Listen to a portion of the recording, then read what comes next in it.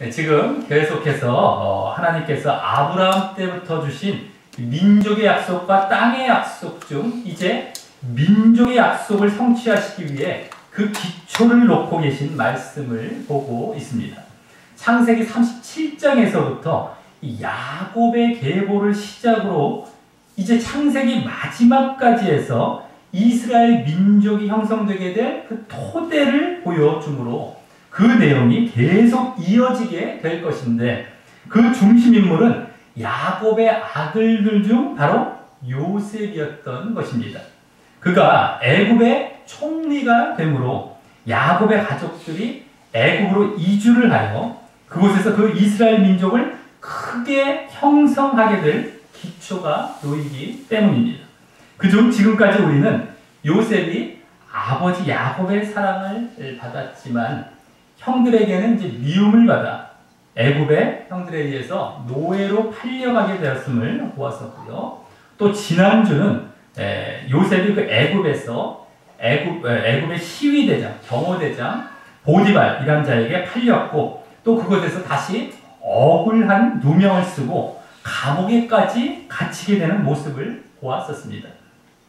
하지만 그 시위대장의 집이나 감옥 모두에서 요셉은 자신의 믿음과 하나님의 섭리로 인해서 하나님께서 함께 하시고 형통케 하심으로 점진적으로 좋은 대우를 받아 나중에 집주인이나 또 전업, 교도관이죠. 교도관이 간섭도 안 할 정도로 집이나 그 감옥의 모든 일을 요셉의 손에 맡겨서 마치 요셉이 그곳에서 집이나 그 주인의 집이나 감옥에서 2인자와 같은 자리에 있게 되었음을 보았었습니다. 그래서 요셉은 그 노예와 죄수라는 최악의 환경 가운데서도 결국 하나님의 오묘한 섭리로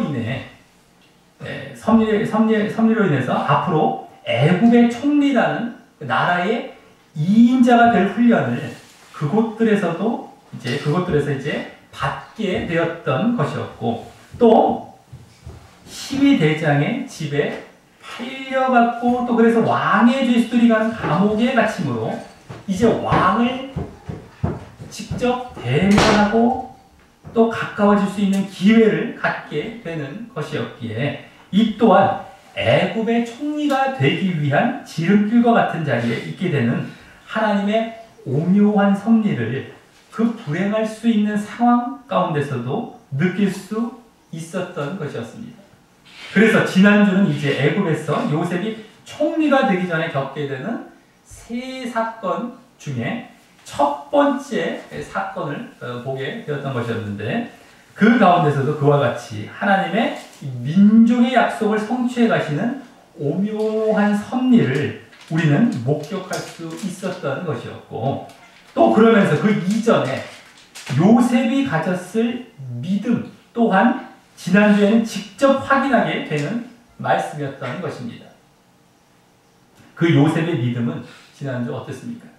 자신의 하나님에 대한 신앙을 노예의 신분임에도 시위대장의 집에 그대로 드러내고 있었던 데서 볼 수 있었고, 또 하나님과 사람 앞에서 은혜와 신뢰를 저버리지 않고 죄의 유혹을 뿌리치는 데서도 볼 수 있었고, 또 억울한 옥살이를 하게 되는 가운데서도 하나님을 원망하지 않고 그곳에서도 신실한 모습을 보이는 데서도 보여지고 있었기 때문이었습니다.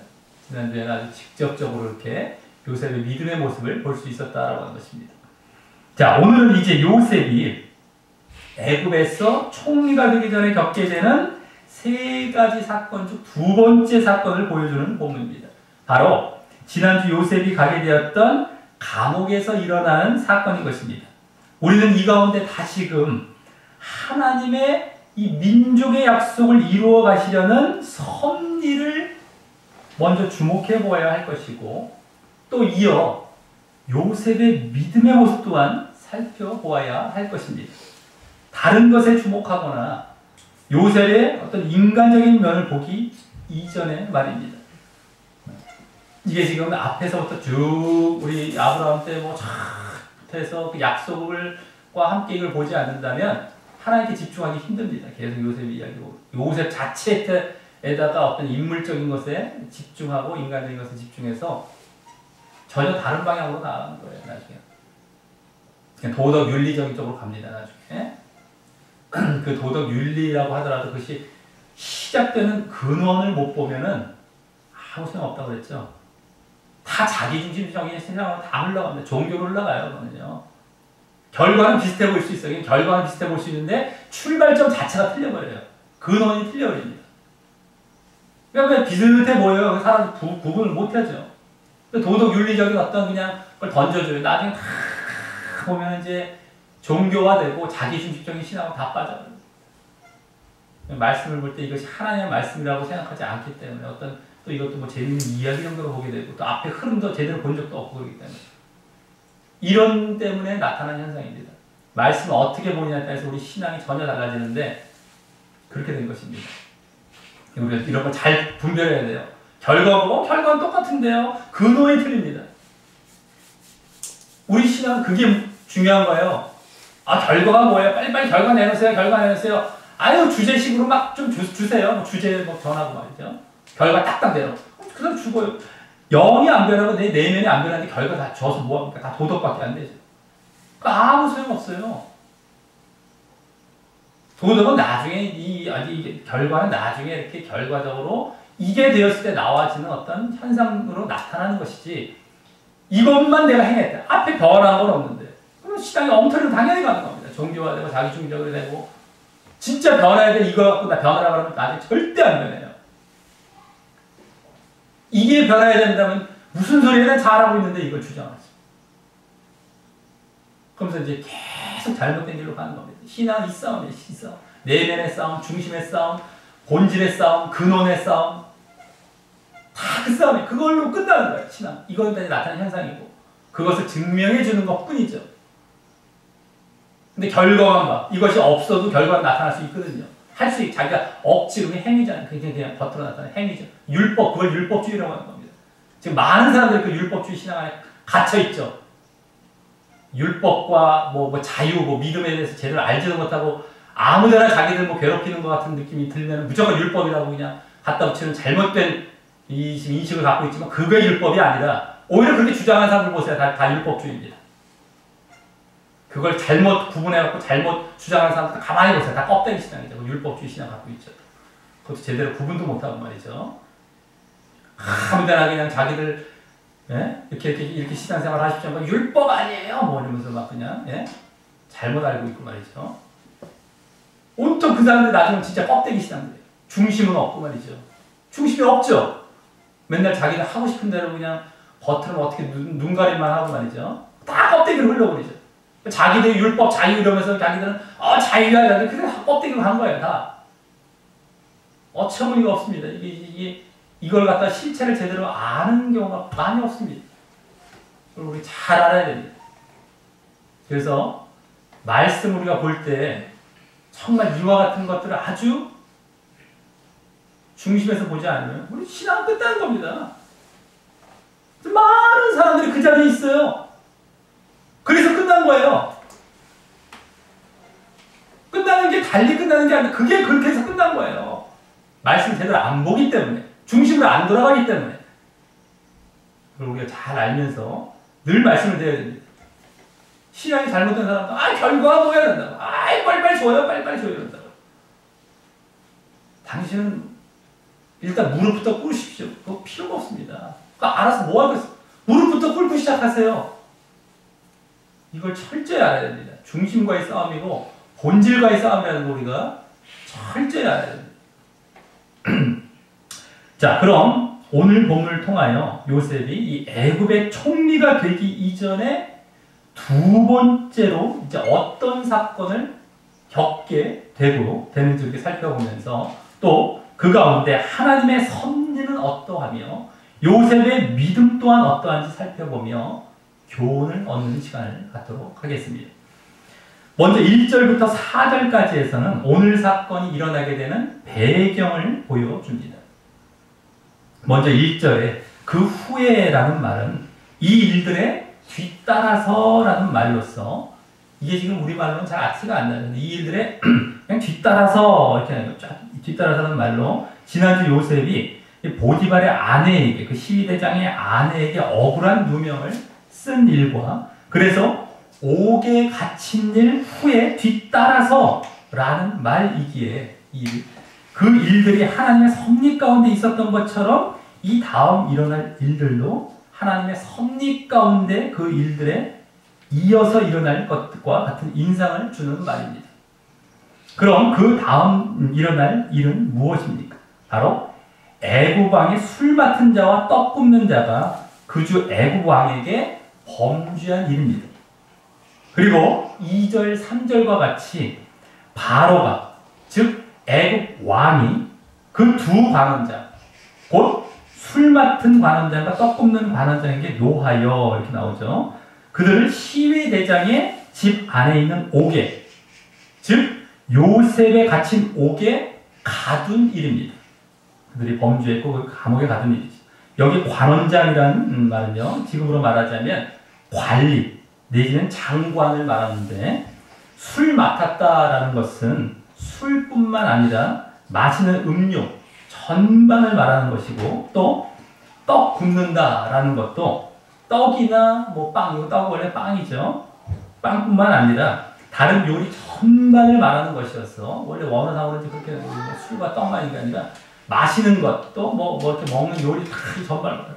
그래서 이 술과 떡은 왕이 먹는 음식 전체를 가리킨다고 할 수 있는데 우리 먹는 음식을 먹는다, 먹고 마신다 이 두 가지로 다 표현이 되죠. 성경에 특히 이렇게 나오고 여기서도 마치 그렇게 되어 있는 것입니다. 그래서 전반을 가리킨다고 할 수 있는데 그 음식 전체를 관할하는 당시에는 고위급 관리가 이와 같이 함께 마침 요셉이 갇힌 옥에 갇힌 것이었습니다. 그리고 그 요셉이 갇힌 옥이 지난주에는 나오지 않았지만 여기 3절에 시위대장 즉 보디발의 집 안에 있는 옥이라고 나오고 있는데 지난주에 봤던 시위대장 보디발이죠. 그 집 안에 있는 옥 여기 이는 그가 경호대장 시위대장이어서 자신의 관저가 있는 넓은 집에서 여러 감옥들을 관리해서 이제 그런 것 같습니다. 지난주에는 뭐 요셉에 갇힌 옥이 그 시위대장 집 안에 있는 줄 몰랐죠. 여기 나오는 겁니다. 넓은 집 안에 이렇게 그런 걸 다 경호대장이니까 갖추고 있었나 보죠. 자, 그래서 지난주 추측해 보았듯이 보디발이 하나님의 섭리에 의해 신실했던 요셉을 동정하게 되어 감옥 중에서도 이 왕의 죄수인 고위 관리들이 들어가는 특별 감옥에 들어가게 했을 것이라는 사실이 더 분명해지고 있다고 할 수 있는 것입니다. 자, 그런데 지금 여기 그 두 관원장이 애굽 왕 바로에게 무슨 범죄를 한 것인지는 자세히 나와 있지 않지만 반면 애굽 왕은 그에게 노했다라는 사실을 잘 보여주고 있는 것은 그 두 관원장이 정말 잘못한 일을 한 것인지는 모르지만 그렇지 않다 하더라도 지금 하나님께서 애굽 왕이 무슨 심사가 들리게 하셔서 노하게 할 만한 여건을 마련하신 이 섭리와 함께 또 그러므로 그가 그들을 옥에 가두게 하신 섭리를 보여주고 있는 것이고요. 또 결정적으로 그 옥이 바로 요셉이 갇힌 옥이었다는 섭리를 보여주고 있는 것입니다. 말씀을 잘 보십시오. 우리 늘 말씀드리지만 말씀 안 보면서 말씀 들으면 안 들어옵니다. 말씀이.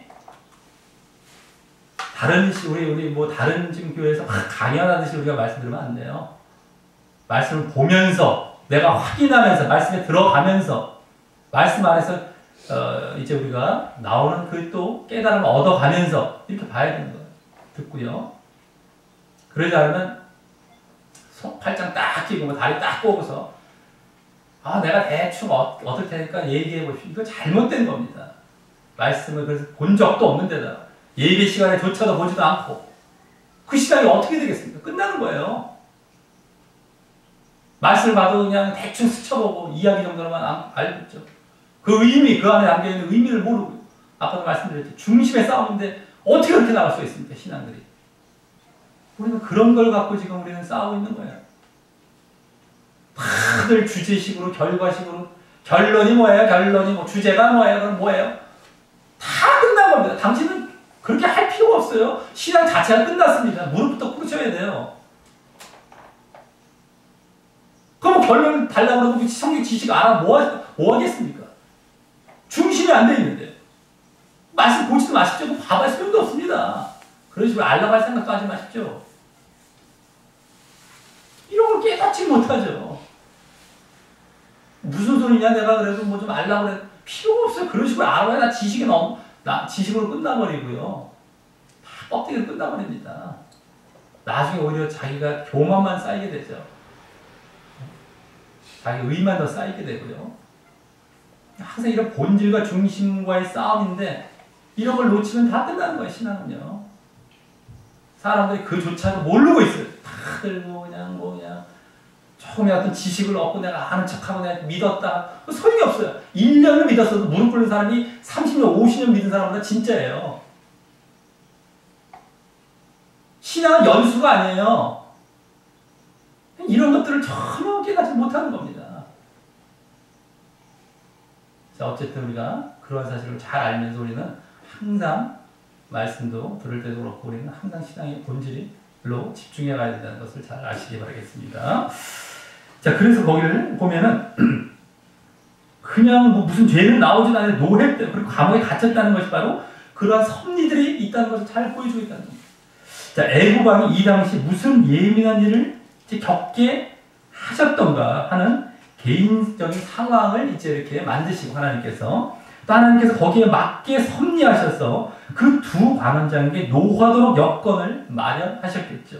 아마 둘 모두 먹는 일과 관련된 관원장이기 때문에 짐작하기로는 바로 왕이 때마침 독약으로 왕을 암살하려는 시도에 관련된 이야기를 듣게 하셨던가 아니면 그때 따라 그런 일에 대해 이 바로 왕이 우려되고 조심스러워지는 생각을 이제 하고 있는 때라서 이제 그런 것을 더 불러일으키시면서 그런 것이 아니었나 추측해 보게 되는데요. 예민하게 하면서 먹는 거라는 다 그냥 감옥에 처넣게 하시는 것이죠. 그래서 어쨌든 중요한 것은 하나님께서 마침 요셉이 옥에 갇혀 있을 때 그와 같이 왕의 가장 측근에 있는 관리들을 옥에 보내시는 그 섭리를 하셨다는 것입니다. 요셉이 갇혀 있을 때. 그리고 그렇다면 또 그 관리들이 음식을 총괄하는 관리였다는 사실 또한 그냥 지나칠 수 없는 하나님의 섭리가 있을 것입니다. 음식 총괄하는 그러한 관리 일을 보내신 것은 또 하나님의 섭리가 있다는 거예요. 음식과 관련해서. 자, 다음 4절에서는 그렇게 요셉이 갇힌 옥에 들어온 두 관리들을 시위대장, 즉 보디발이 요셉으로 그들에게 수종하게 하여 요셉이 그들을 섬기게 됨을 보여주므로 오늘 사건의 본격적인 배경을 보여줍니다. 지난주 요셉이 그 감옥의 교도관에 의해 옥중 죄수를 다 맡아 그들이 행한 모든 재반 사물을 처리하도록 임명받아 마치 이인자와 같은 애치되었음을 보았는데 이제 이 두 관리들도 이번에는 교도관이 아닌 그 전옥이 아닌 요셉을 잘 아는 시위대장의 직접적인 명령에 의해 요셉의 손에 여기 수종하게 라는 말의 원래 의미처럼 맡겨진 것이었고 맡겨졌다는 건데 수종하다는 건 좀 이따가 섬기겠다는 말이 더 맞는 말이고 원래 맡겨진 것이었고요. 그래서 여기 다시금 지난주 요셉이 그 시위대장 보디발의 동정과 배려에 의해 왕의 죄수가 있는 특별 감옥에 갔을 것임을 더 잘 보여주죠. 그래서 하지만 요셉은 그들이 죄수이지만 높은 직책을 가진 자들이기도 했기에 여기 섬겼더라라는 말의 원래 의미와 같이 깍듯이 높이며 성심을 다해 섬기게 된 것이었습니다.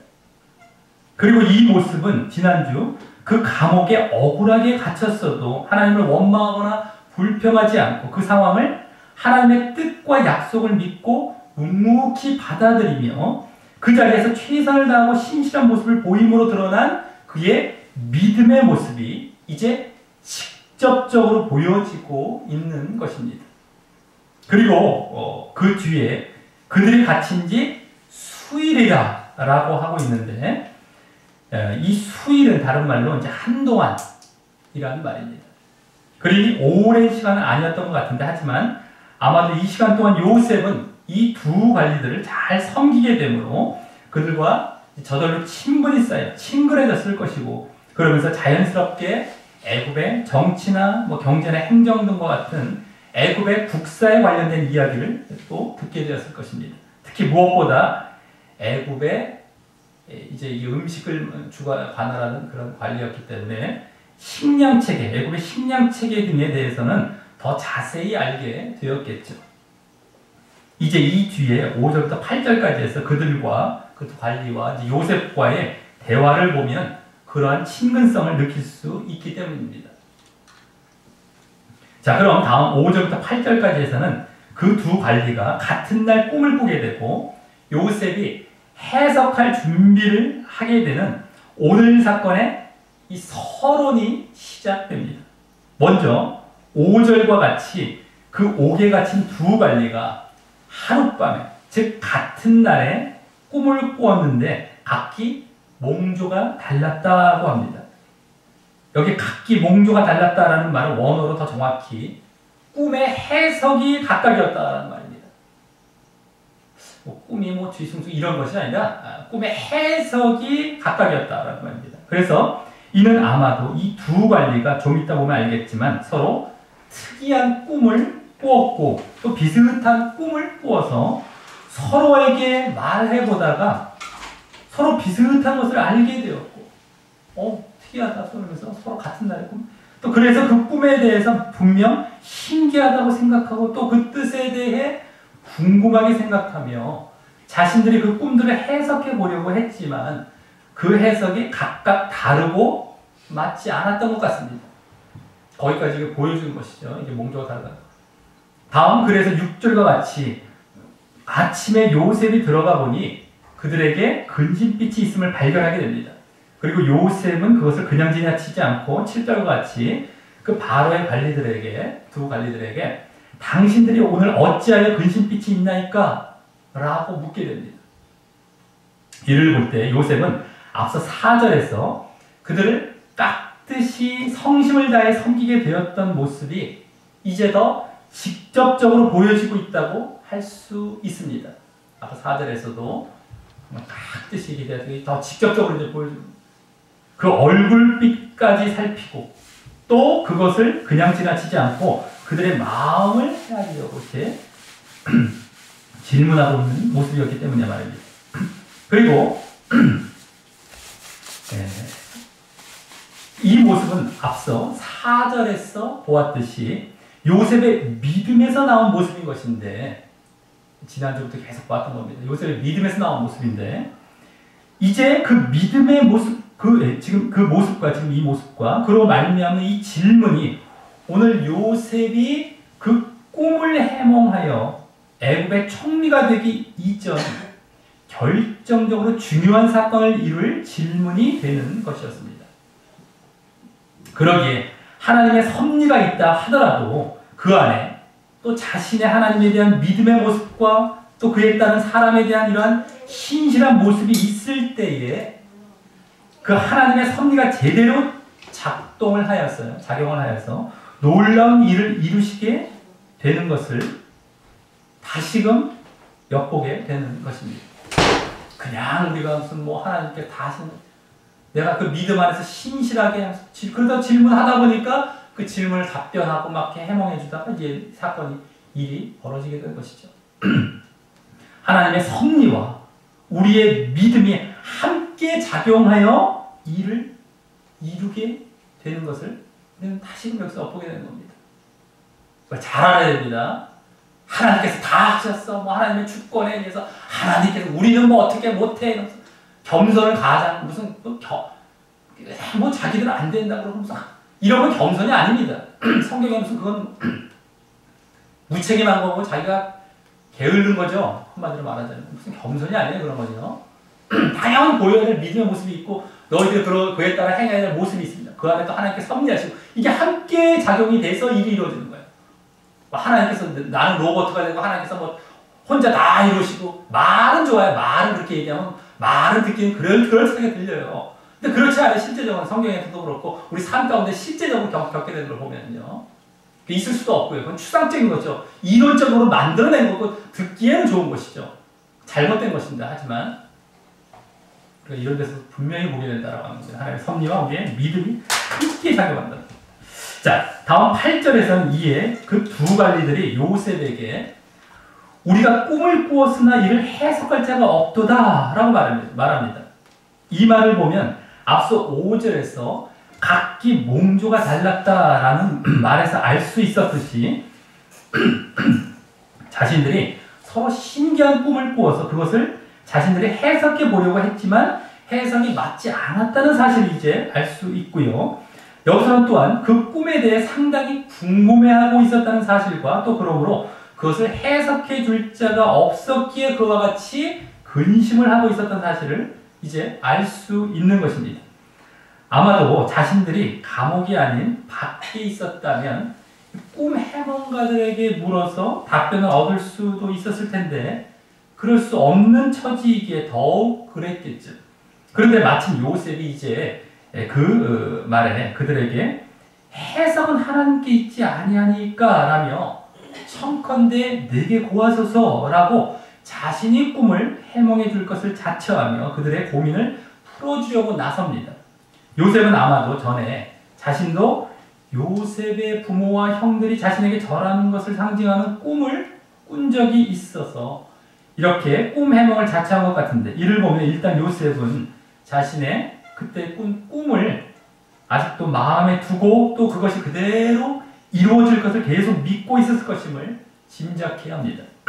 그런데 이 제안을 듣고 그 두 관리는 아마 한편으로는 비웃고 믿지 못할 심정이 되었을 것입니다. 히브리인이자 나이도 어린 자가 자신들의 그 신기한 꿈을 해몽해 주겠다고 나섰기 때문이었습니다. 그래서 요셉은 그 앞에 해석은 하나님께 있지 않습니까? 라는 말을 하며 자신의 능력이 아니라 자신이 믿고 있는 신이라 그들이 여기고 있었을 하나님의 능력으로 해몽할 것을 먼저 제시하면서 그 말을 했을 것입니다. 물론 또 분명히 하나님의 능력을 또 의지할 것이었고 말이죠. 자, 여기서도 일단 지난주와 같이 요셉이 자신의 신앙을 그 감옥에서도 숨기지 않고 드러내고 있었음을 이제 엿보게 해주면서요. 지난주도 그 시위대장 앞에서 그 아내 앞에서도 다 드러내고 있었던 것이었고 여기서도 이 두 관리 앞에 그대로 드러내고 하나님의 능력이라고 하면서 그러면서 요셉의 믿음을 다시금 여기서도 엿보게 하는 것입니다. 그것이 게다가 이제 여기서는 그 하나님의 능력에 대해서도 드러내며 하나님의 능력에 대해서도 그들에게 하나님만이 참신임을 알리려 하고 있다는 점에서 참신, 진짜 어떤 신이라고 하는 것이죠. 그런 점에서 또 자신은 낮추고요. 내 능력으로가 아니라 하나님의 능력. 자신을 낮추고 하나님을 드러내고 하나님을 높이려고 하기에 이제 뭐 어떻게 보면 지난주보다 그의 믿음이 더욱 드러나고 있는 것입니다. 하나님에 대한 신앙뿐만 아니라 이런 것들 다 드러내고 있어. 하나님의 신앙, 하나님의 능력을 자신 낮추면서. 자, 그리고 이와 같이 요셉이 하나님을 의지하여 그들에게 꿈을 해몽해 주어 그들의 근심을 풀어주려 한 모습을 보면 하나님에 대한 신뢰뿐만 아니라 하나님을 의지해서 하나님에 대한 신뢰뿐만 아니라 또 사람에 대한 긍휼과 사랑을 보이는 것이기에 그가 하나님께 대해 바르고 온전한 믿음 안에 있었음을 또한 더불어 엿볼 수 있는 것입니다.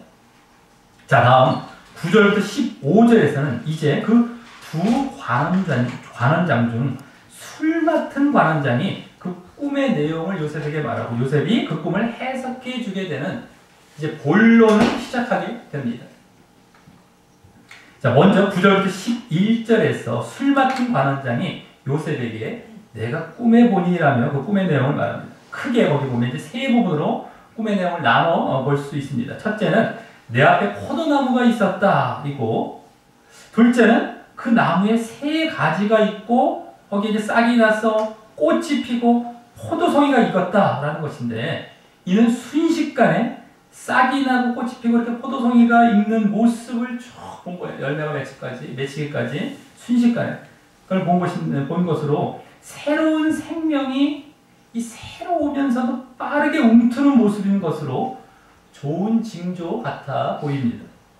자, 셋째는 뭡니까? 셋째는 내 손에 바로의 잔이 있어. 내가 그 포도들을 따서 그 즙을 바로의 잔에 짜서 뭡니까? 그 잔을 바로의 손에 드렸다라는 것인데, 이는 마침 자신의 손에 이 바로의 잔이 있다는 것도 그렇고, 또 거기에 포도를 따서 그 즙을 바로에게 드릴 마음이 이 관원장에게 있었다는 것이 이 또한 좋은 징조 같아 보입니다.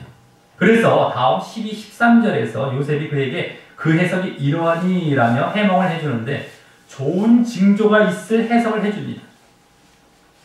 거기 나무에 달려있던 세 가지는 사흘이라면서 지금부터 사흘 안에 바로가 당신의 머리를 들고, 즉 이게 머리를 든다는 것은 다시 그 감옥의 자리에서 올려준다는 것이죠. 불려 올려서 당신의 전직을 회복하리니, 당신이 이왕에, 이전에 말입니다. 이전에, 이왕에는 당신이 이전에 술 맡은 자가 되었을 때 하던 것 같이 바로의 잔을 그 손에 받들게 되리이다 라는 해석이었던 것입니다.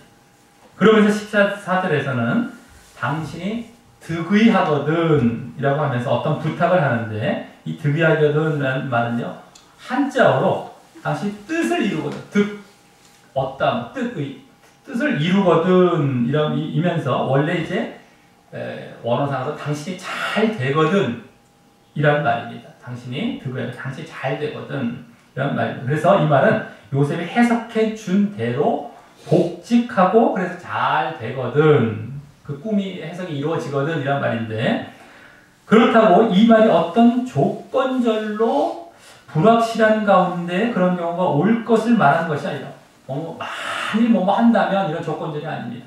그런 것이 아니라 관계 이제 대명사절로 써요. 그렇게 될 때, 당연히 그렇게 될 때라는 말로 확실히 그렇게 될 것을 내다보고 한 말인 것입니다. 여기서 우리말은 잘 티가 안 나죠. 네. 그래서 요셉은 하나님께서 그 꿈을 자신에게 해석하도록 해주신 것이고, 그래서 그 일이 분명히 이루어질 것을 알고 확신하고 말하는 것이라서, 여기서 다시금 지난주와 같이 하나님의 함께 하시는 섭리를 엿보게 되는 것이고요. 하나님께서 분명히 함께 하셔서 이렇게 이루실 것을 하나님 함께 하시는 섭리를 엿볼 수 있게 되는 것이고, 꿈 해석에 있어서 또 그 이면에 요셉의 믿음도 엿보게 되는 것입니다. 그걸 확신하고 있어요. 하나님께서 해석해 주게 하실 것을. 그렇게 될 때 요셉은 나를 생각하고, 이 득의하거든 나를 생각하고 내게 은혜를 베풀어서 내 사정을 바로에게 고하여 이 집에서 나를 건져내소서라고 부탁합니다. 요셉이 하나님을 이제 처음 감옥에 갇혔을 때 더 원망하거나 당장 자신에 대한 어떤 오해를 풀려하거나 한 것은 아니었지만, 이와 같이 말하는 것을 볼 때 그 감옥에서 죄수의 누명을 벗고 나오기를 바라고는 있었던 것입니다. 여기 이 집이라고 말하는 것도 3절을 참고해 볼 때 사실 이 집의 감옥을 의미하는 것입니다. 그래서 요셉은 그렇게 감옥을 나와야 할 이유로 다음 그 15절과 같이 나는 히브리 땅에서 끌려온 자요. 즉 이 말은 원어로 더 정확히 끌려왔다는 것은요, 속아서 비밀리에 데려와진 자요 라고, 속았던 자요, 비밀리에 데려왔던 이런 거예요. 속아서 비밀리에 데려왔던 자요 라고 먼저 자신이 히브리인이자 그곳에서 아무 잘못 없이 노예로 팔려왔다 라는 사실을 말하는 것이고요. 지금 또 이어서 그래서 여기서도 라는 말을 하며 옥에 갇힐 일은 행치 아니하였다라고 이번엔 아무 잘못 없이 죄수로 갇혀졌다라는 사실을 말하고 있는 것입니다. 아까는 아무 잘못 없이 노예로 팔려왔다. 아무 잘못 없이 죄수로 갇혀졌다라는 것을 두 가지 동시에 다 말한 것입니다. 그래서 이는 자신이 노예되었고 죄수되었던 모든 신분에 대해서 그 모두가 아무 잘못 없이 되어진 것을 이제 자신이 하나님을 의지하여 베푼 꿈 해몽을 통하여 그 관원장이 복직이 되었을 때 그 자신의 신분이 애굽의 바로왕을 통하여 바로잡히기를 바라며 부탁하고 있는 것입니다. 그래서 이는 애굽의 바로왕을 의지했다기보다 그 배후에 섭리하신 하나님을 의지하여 자신이 다시 오명을 벗고 정상인의 신분으로 돌아가기를 기대하는 가운데 부탁하고 있는 것입니다. 바로왕은 그냥 그것을 이룰 어떤 하나의 그냥 수단적인 어떤 인물이죠. 꿈 해몽, 하나님께 주신 꿈 해몽 때문에 하나님을 의지해서 나가려고 하는 것입니다. 자, 지금 옥에 갇힌 것뿐만 아니라, 지금 여기 말한 걸 보면 옥에 갇힌 것뿐만 아니라 히브리 땅에서 끌려온 사실까지 바로잡으려 하고 있고요. 또 그것을 마침 하나님에 의한 꿈 해몽의 능력을 받고 난 후 이렇게 바로잡으려 하고 있기 때문입니다. 옥에서만 빠져나오면 됐죠. 자기의 노예로 팔려온 것까지도 바로잡으려. 일단 하나님의 지금 이 마치 그 능력을 입었을 때 그걸 다 풀어 이제 제대로 이제 바로 잡으려는 이러한 의도가 지금 담겨 있다라고 하는 것입니다. 물론 그동안도 요셉은 하나님이 함께 하시고 또 그래서 형통케 됨도 느끼고 있었겠지만 이번 경우는 자신이 석방될 수 있는 직접적인 인물과 맞닿아 있기 때문입니다. 바로왕 같이. 그래서 우리는 여기서 다시 한번 우리가 하나님께서 함께 하신다고 모든 것을 손 놓고 있는 것이 아니고 자신도 최선을 다하고 지혜를 다하여 노력할 필요가 있음을 또 보게 되는 것입니다. 그러할 때 하나님께서 섭리하시며 역사가 이제 이루어지게 되는 것입니다. 역사. 그리고 여기 시위대장 보디발이 아니라 바로왕에게 호소하는 것은 시위대장이 앞서 보았듯이 요셉을 미워하는 것은 아닐지라도 아내도 있고 해서 이미 호소하기 어려운 상황이었을 것이기 때문입니다. 시위대장이 요셉을 미워해서 시위대장이 말을 못한 건 아니죠. 이게 잘못하면 그렇게 볼 수 있는. 아까 만약에 미워했다면 그 두 관리를 요셉에게 맡겼겠습니까? 네? 그 고급 관리를 요셉에게 안 맡겼겠죠. 네? 그런 것도 잘 봐야 돼요. 그를 괴롭히기 위해서 맡긴 게 아니죠. 네? 그를 미워했고 막 증오하고 있는데 그 사람에게 누가 고급 관리를 누가 맡기겠어요? 증오하고 있는데 그 사람 피해서 다른 사람한테 맡게 이러겠죠. 어쨌든 그 아내 때문이다라고 아내 주로 이제 그랬을 것이다라고 합니다. 자, 그리고 여기 또 자신을 결국 바로왕 앞에서도 히브리인이라고 숨기지 않고 드러내려 하고 있는 모습을 또한 보게 됩니다. 히브리 땅에서 끌려온다라고 하면서 히브리인 자기가 그걸 숨기고 드러내려 하고 있는 모습을 또한 보게 되는데 이는 요셉의 하나님에 대한 믿음을 또한 엿볼 수 있는 것이고요. 또 그 배후에 하나님의 섭리를 믿고 바로 왕 앞에서도 그와 같이 꿈의 해몽을 자신에게 갖게 하신 하나님의 능력을 또한 드러내려 하고 있는 것임을 보게 되는 것입니다. 아까 두 관리에게뿐만 아니라 바로왕 앞에서도 그리고 이제 꿈 해몽을 이제 이루실 하나님의 섭리를 믿고 그 하나님의 능력을 또 이제 바로왕 앞에서 드러내면서 이게 믿음, 요셉의 믿음이 여기서 드러나는 겁니다. 이 부탁 속에서도요.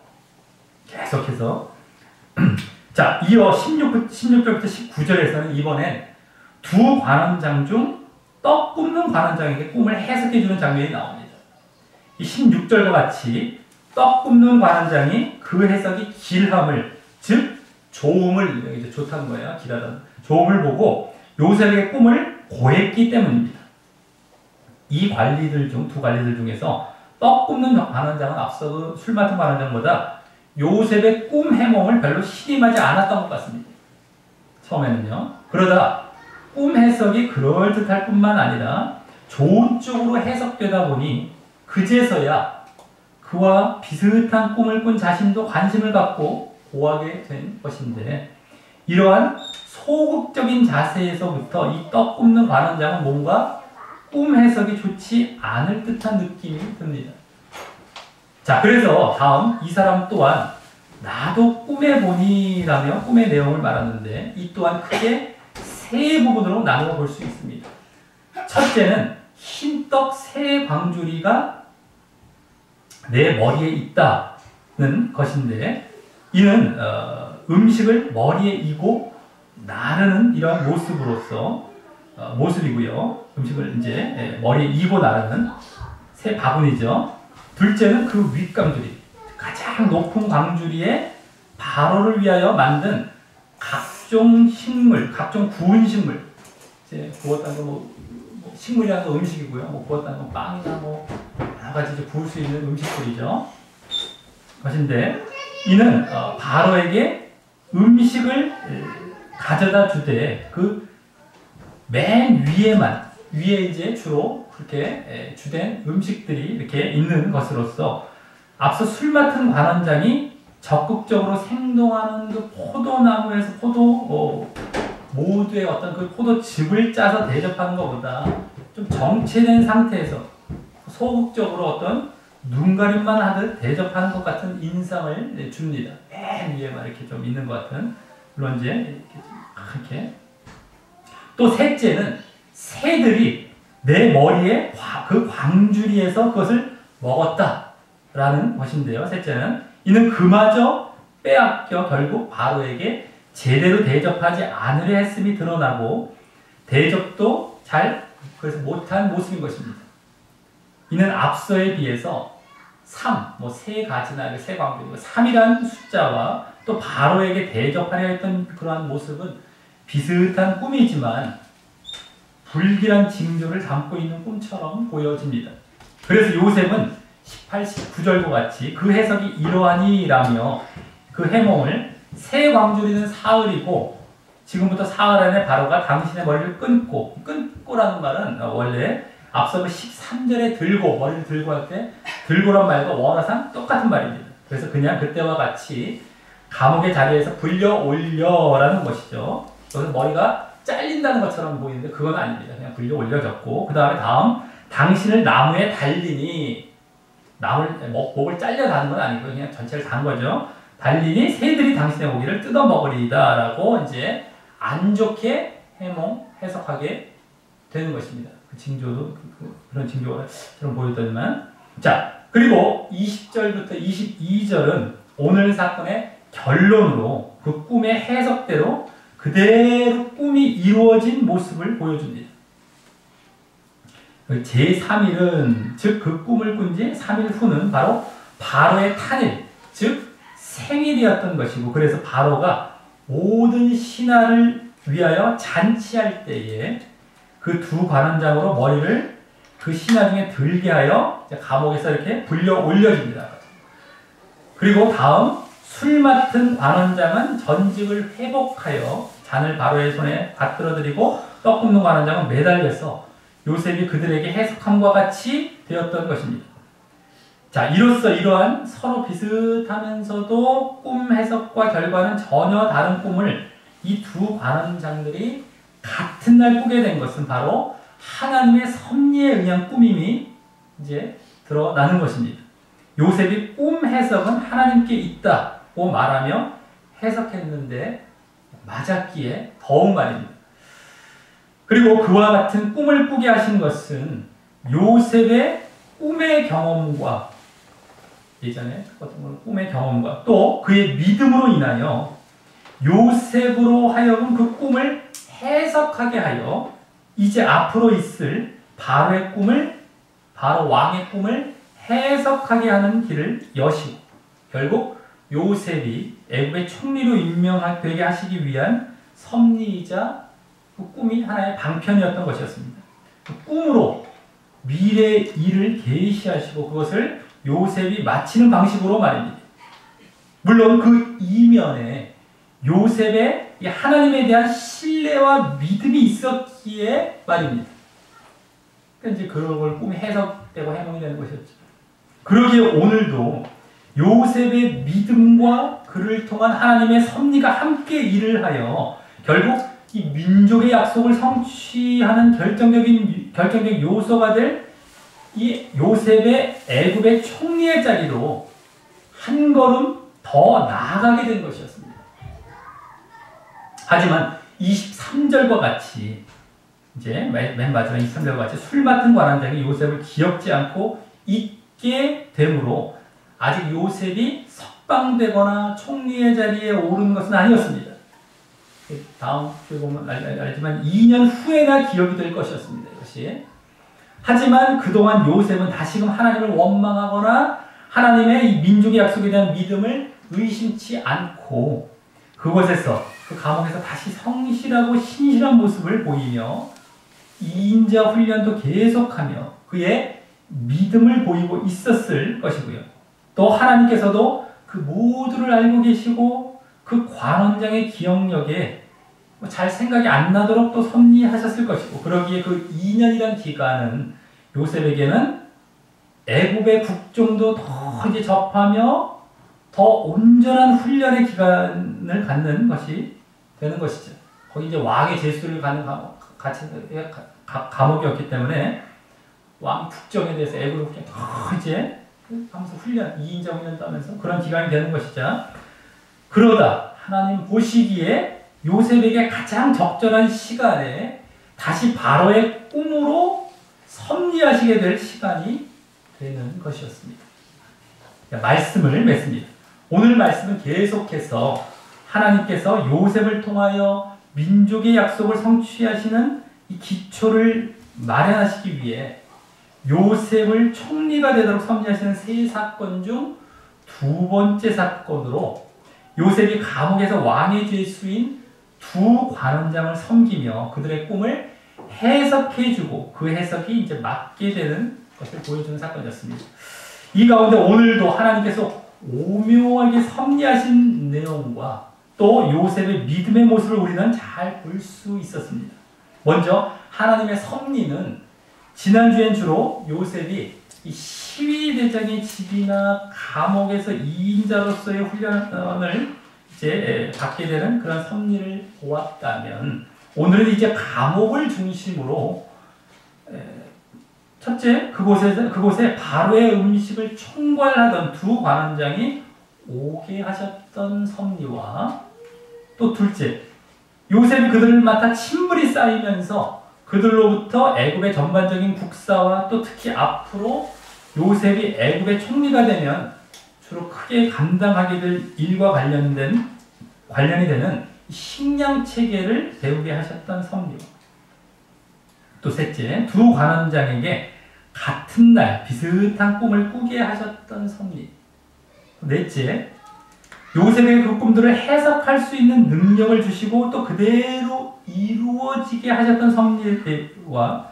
또 다섯째 감옥에서 국정도 더 접하고 더 이제 머물게 하고 더 국정도 접하고 2인자 훈련도 더 하게 하시는 그런 섭리를 이제 하심으로 이제 요셉이 애굽의 총리가 되는 데 있어서 요셉 내부적인 훈련이나 또 요셉 외부적으로도 더 근접되고 좋은 여건을 갖게 하셨던 것이었습니다.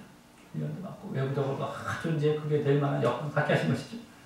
또 그 두 관원장이 서로 비슷하면서도 상반된 꿈을 꾸게 하신 것은 나중에 바로 왕의 꿈에서 겪게 될 이 비슷하면서 상반된 꿈을 해석할 때에도 도움이 되도록 섭리하셨다고도 볼 수 있습니다.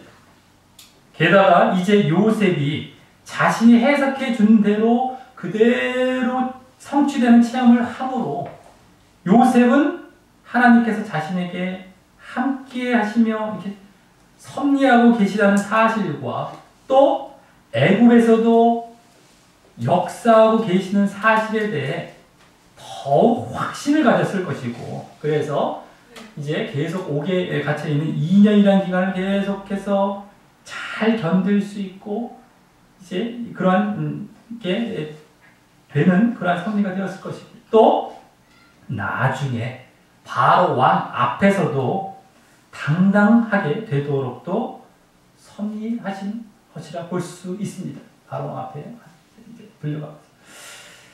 자 다음 요셉의 믿음을 볼 때 요셉의 믿음은 지난주는 이 자신의 이 하나님에 대한 믿음을 드러내며 또 죄의 유혹을 뿌리치고 또 감옥에서도 하나님을 원망하지 않고 최선을 다하고 이 신실했던 모습 속에서 볼 수 있었다면 오늘은 첫째 그 감옥에서 두 관원장을 성심을 다해 깍듯이 섬기는 모습 속에서 그 최선을 다하고 신실한 모습을 직접 우리가 목격할 수 있었던 것이었고요. 지난주는 이제 어떤 우리가 추정을 하고 이렇게 쭉 이제 이렇게 잘 되는 것을 보면서 이렇게 2인자처럼 되는 걸 추정했다면 여기 직접 목격할 수 있었고요. 또 오늘도 둘째 그 관리들 앞에서뿐만 아니라 더 나아가서는 애굽왕 바로 앞에서도 자신의 그 하나님에 대한 신앙을 숨기지 않는 데다가 이번엔 자신은 낮추며 하나님의 능력까지 이제 드러내고 높이는 데서 볼 수 있었고요.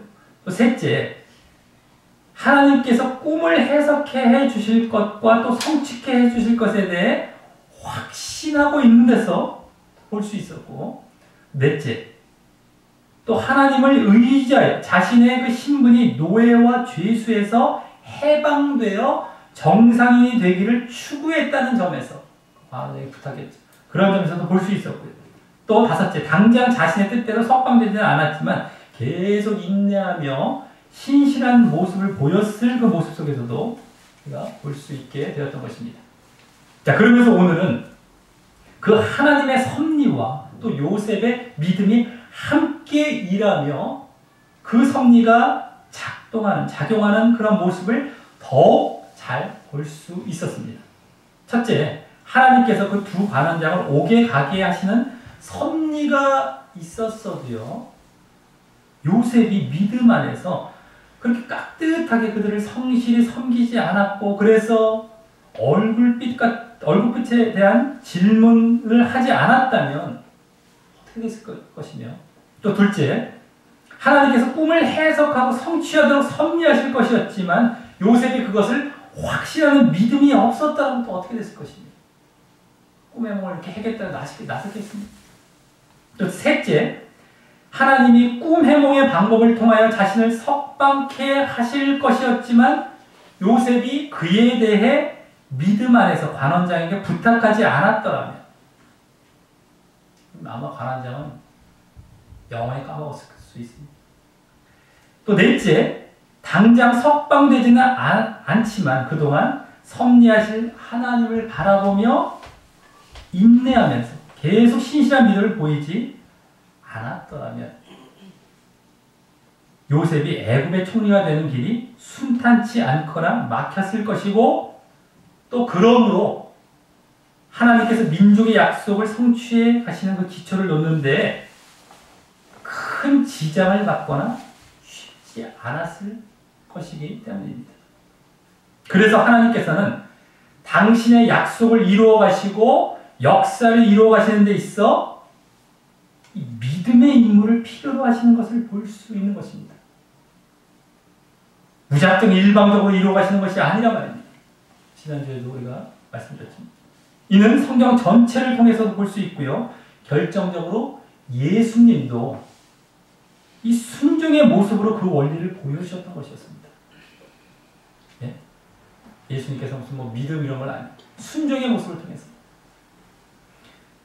그리고 지금도 하나님께서는 그러한 믿음의 인물에게 섭리하셔서 하나님의 백성 될 자를 모으시고 그 하나님의 백성과 나라의 약속을 성취해 가시는 것입니다. 그 믿음의 인물에게 섭리하셔서 그 하나님의 나라를 이루어가고 있는 것입니다. 계속해서 약속. 우리 모두 오늘도 요셉의 인간적인 면에 초점을 맞추는 것이 아니라 이와 같이 하나님께서 어떻게 섭리하시며 약속을 성취해 가시는지에 초점을 맞춰 내 자신이 오늘 요셉과 같은 믿음을 갖고 이 하나님의 섭리도 늘 체험하며 삶으로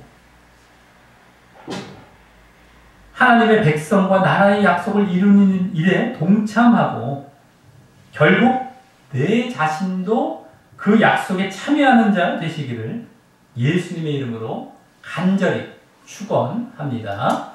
우리 다 같이 찬양하시면서 기도로 나가도록 하겠습니다.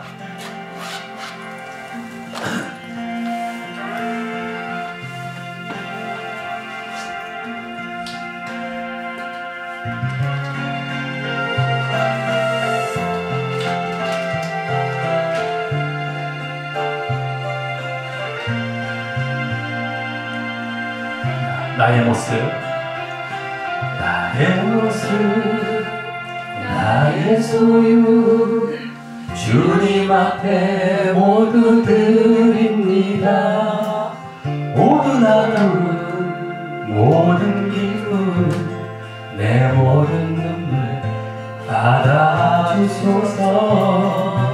나의 모습, 나의 소유, 주님 앞에 모두 드립니다.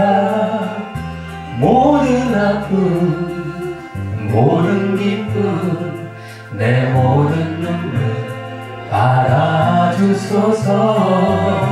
나의 생명을 드리니 주 영광 위하여 사용하옵소서. 내가 사는 날 동안에 주를 찬양하며 기쁨의 제물 되리. 나를 받아주소서.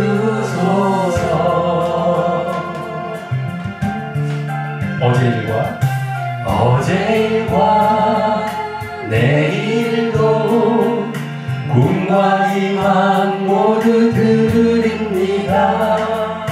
모든 소망, 모든 계획, 내 손과 마음 받아주소서.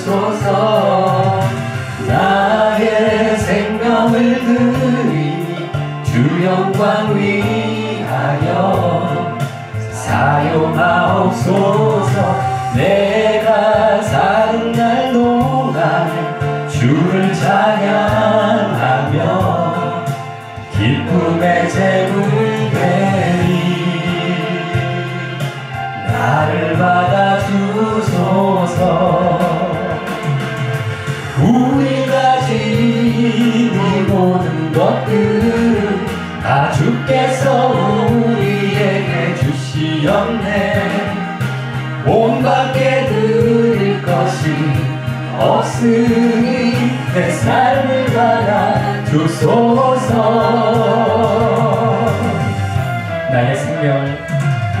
나의 생명을 드리니 주 영광 위하여 사용하옵소서. 내가 사는 날 동안에 주를 찬양하며 기쁨의 제물 되리. 나를 받아주소서. 우리 다같이 눈을 감고 기도로 나아갔을 때, 오늘 이제 요셉이 애굽의 총리가 되기까지 정말 세 사건 중에 두 번째 사건을 오늘 보게 되었다라고 하는 것입니다. 하나님께서 민족의 약속을 지금 성취해 가시기 위해 요셉을 그 애굽의 총리가 되게 하시고, 그래서 나중에 그 요셉, 야곱의 가족들, 그 이스라엘 민족을 이룰 그 정말 최초의 그 가족들이 애굽으로 이주하기까지의 토대를 마련하시기 위해서 총리가 되게 하시는 그 사건 중에 두 번째 사건을 우리가 보면서 이 가운데서 하나님께서 또 어떻게 섭리하시며 정말 역사하셔서 그 길로 인도하시며 또 그 배후에 요셉이 어떤 인물이었다, 얼마나 요셉이 믿음이 있었고 믿음의 인물이었냐는 걸 우리가 또 한 번 보게 되었다라고 하는 것입니다. 오늘은 어떤 그 과정에 있는 중에 있는 말씀이었기 때문에 특별히 그 하나님의 섭리와 또 그 요셉의 믿음에 초점을 두어서 우리에게 보여주고 있는 그러한 말씀이었는데, 얼마나 하나님께서 오늘도 정말 지난 봄들보다 더 섭리하시는 그 섭리의 모습들이 쭉 보여지면서 또 그 가운데 요셉의 믿음이 없었더라면 또 그것이 순조롭게 그와 같이 진행이 되었을 것인가. 하나님께서 때마다 요소마다 섭리하고 계시는데 그때마다 정말 요셉이 믿음이 있기에 보였던 그 모습들이 아니었다면 정말 이것이 제대로 이루어지기가 어려워지고 그러므로 요셉의 총리의 자리로 나아가는 것도 어려워졌을 것이라는 것을 쉽지 않았을 것이라는 것을 우리가 또한 보게 된다고 하는 것입니다. 하나님은 그러기에 정말 그와 같이 믿음의 인물들을 통하여서 당신의 일을 이루어 가시고 당신의 약속을 또한 성취해 가신다는 사실을 우리는 잘 보아야 된다고 하는 것입니다. 하나님의 섭리에 의해서 무작정 무조건적으로 나는 엉망진창인데도 이렇게 일을 하시지 않습니다. 그리고 그러한 믿음의 인물이 되어야만 또한 그 약속의 성취 가운데 들어가게 된다는 사실을 우리는 또한 보아야 된다고 하는 것입니다. 하나님께서 결국에는 구원하신 사건들도 다 그와 같이 우리 각자에게 우리의 믿음을 보시고 섭리하시고 인도하셔서 그 믿음에서 벗어나지 않아요. 바른 구원의 길을 갈 수 있도록 인도하실 것이기 때문이다라고 하는 것입니다.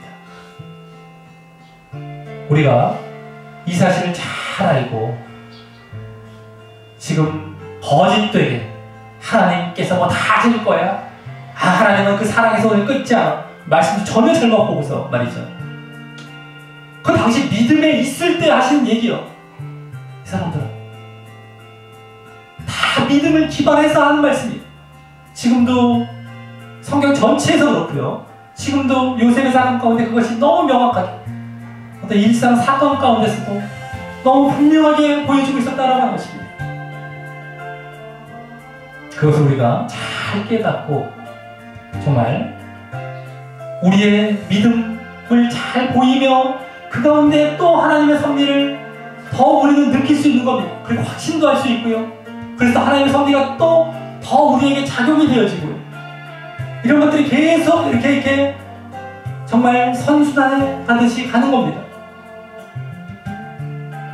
그래서 우리가 결국에는 우리가 믿음에서 흔들리지 아니하고 벗어나지 아니하고 결국에 구원을 이루는 자리까지 나아가고 또한 하나님의 약속을 성취해 가는 일을 우리가 감당하며 또 그 약속에 우리가 들어가는 자가 되게 해달라고 우리가 간절히 결단하며 주님 앞에 기도하시겠습니다. 우리 다 같이 기도하십니다. 하나님 아버지 감사를 드리옵나이다. 아버지 오늘 이제 요셉이 이 총리가 되기까지 이제 하나님의 섭리에 의해서 정말 이제 또 어떻게 이 일이 이루어질 가는지를 우리가 보는 그러한 놀라운 또 말씀을 보게 되었습니다.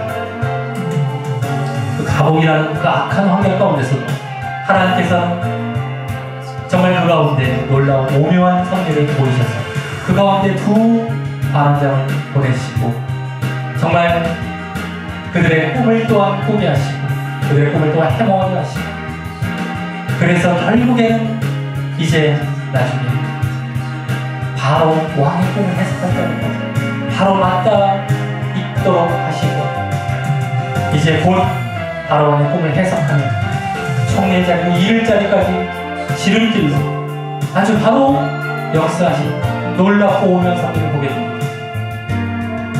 하지만 그 가운데 그 이면에 요셉의 믿음의 모습이 없었다면 그것이 하나님의 계획대로 하나님의 이제 하시는 일 그대로 이것이 순조롭게 이루어졌을 것인가? 그렇지 않더라는 것을 우리가 분명히 보게 됩니다. 정말 요셉이 깍듯하게 그 두 관리들을 이제 섬기고 성실히 대하며 믿음 안에서 얼마나 그들을 정말 정직하고 성실하게 대하며 또 그러기에 그들의 얼굴빛까지 관찰하고 그들의 또 문제를 해결해 주기 위해 그와 같이 접근하는 또 하나님을 의지해서 그 믿음 가운데 해석해주지 않았더라면 어떤 이제 결과가 있었을 것입니다. 또 그 가운데 계속해서 하나님께서 역사하셨습니다. 이제 그 감옥에 남아있을 경우에 계속 믿음을 보이며 계속해서 신실한 그 믿음의 길을 걷지 않았다면 어떻게 되었을 것인지 우리가 생각해보겠습니다. 정말 우리의 믿음이 함께 역사해서 하나님의 섭리가 이루어지고 그 약속이 이루어지고 또 우리가 그 약속에 동참하는 자가 된다는 사실을 우리가 분명히 바로 깨닫게 되어집니다. 아버지는 요셉의 그 믿음을 보시고 이와 같이 하나하나 섭리하셨고 그 섭리 가운데 결국 요셉의 믿음이 드러납니다. 그래서 하나님께서 더욱 그 섭리가 이제 계획대로 진행이 되어져 가고 그러면서 결국 하나님의 약속이 이루어져가는 이러한 놀라운 요셉의 믿음과 하나님의 섭리가 함께 일하는 모습을 보며 그 약속이 성취되어져가는 그 모습을 우리가 분명히 목격하게 됩니다. 지금 우리에게도 하나님께서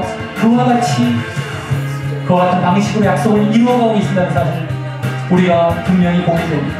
그 믿음의 인물을 그러기에 하나님께서 찾고 계신다는 것을 우리가 봅니다.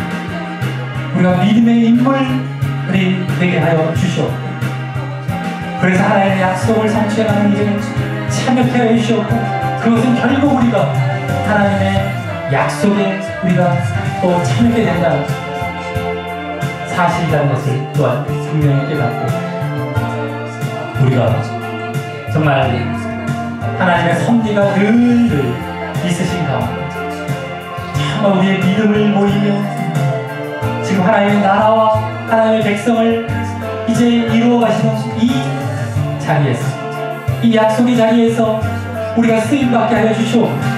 또 결국 내가 그 자리에 들어가게 되어지는 그 모습이 되게 하여 주시옵소서. 지금 많은 자들 하나님 나라에 벗어나고 있고 그래서 하나님의 그 약속이 이루어지기까지 정체되고 지체되고 있습니다. 아버지 이제 그 믿음의 인물을 하나님께서 찾으시사 그와 함께 하시며 그에게 섭리하시사 이제 하나님 나라 하나님의 백성을 이루어 가시는 그 일을 마치실 그 계획 가운데 있는 줄 우리가 분명히 바라보게 하시고 그 믿음의 인물이 되어 정말 그 약속 성취에 동참하고 결국 약속 자체에 참여하게 되어지는 우리의 모습들이 되게 인도하여 주시옵소서. 얼마나 하나님께서 답답해 하시며 잘못된 믿음 안에 있고 그래서 많지 않은 그 한 명 한 명이 하나님의 백성을 이루어 가시는 데 있어서 얼마나 더디 걸리시며 정말 답답해하고 계시겠습니다. 그 가운데 우리가 그 하나님의 마음에 동참하고 정말 믿음을 진정 보임으로 말미암아 그 약속을 이루어 가시는 놀라운 섭리 또 우리가 체험해 갑니다.